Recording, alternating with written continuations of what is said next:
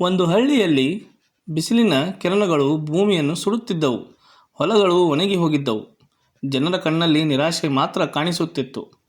ಆ ಹಳ್ಳಿಯಲ್ಲಿ ರಾಜು ಎಂಬ ಒಂದು ಚಿಕ್ಕ ಹುಡುಗ ಇದ್ದ. ಅವನ ತಂದೆ ರೈತ.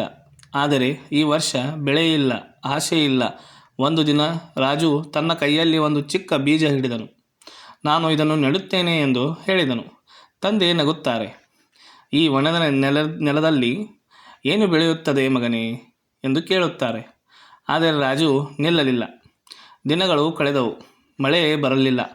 ಬಿಸಿಲು ಹೆಚ್ಚಾಯಿತು. ಆದರೂ ಪ್ರತಿದಿನ ರಾಜು ನೀರು ತಂದು ಆ ಬೀಜಕ್ಕೆ ಸುರಿಯುತ್ತಿದ್ದ. ಜನರು ನಗುತ್ತಿದ್ದರು.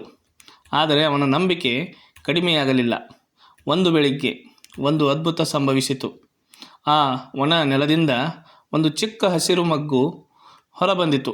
ರಾಜು ಕಣ್ಣಲ್ಲಿ ಸಂತೋಷ, ಕಣ್ಣೀರು. ತಂದೆ ಆಶ್ಚರ್ಯದಿಂದ ನೋಡಿದರು. ಆ ದಿನದಿಂದ ಮೊಗ್ಗು ನಿಧಾನವಾಗಿ ದೊಡ್ಡ ಗಿಡವಾಯಿತು. ಹಳ್ಳಿಯ ಜನರು ಪ್ರೇರಿತರಾದರು. ಎಲ್ಲರೂ ಮತ್ತೆ ತಮ್ಮ ಹೊಲಗಳಲ್ಲಿ ಕೆಲಸ ಆರಂಭಿಸಿದರು ಮತ್ತು ಒಣ ಹಳ್ಳಿ ಹಸಿರು ಸ್ವರ್ಗವಾಗಿ ಬದಲಾಯಿತು. ಕೊನೆಯಲ್ಲಿ ರಾಜು ನಗುತ್ತಾ ಹೇಳಿದನು, ಒಂದು ಬೀಜ ಸಾಕು ನಂಬಿಕೆ ಇದ್ದರೆ. ನೋಡಿ ಗೆಳೆಯರೆ, ಒಂದು ಚಿಕ್ಕ ಪ್ರಯತ್ನದಿಂದ ಏನೆಲ್ಲ ದೊಡ್ಡ ಬದಲಾವಣೆಗಳು ಆಗಬಹುದು. ಗೆಳೆಯರೆ, ಈ ಕಥೆಯು ಇಷ್ಟವಾಗಿದ್ದರೆ ಲೈಕ್, ಶೇರ್ ಮಾಡಿರಿ ಹಾಗೂ ಚಾನಲನ್ನು ಸಬ್ಸ್ಕ್ರೈಬ್ ಮಾಡಲು ಮರೆಯದಿರಿ.